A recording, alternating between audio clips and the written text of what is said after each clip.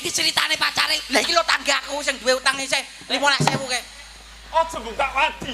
Lah piye? Padha rembange lah awak dhewe iki. Iya.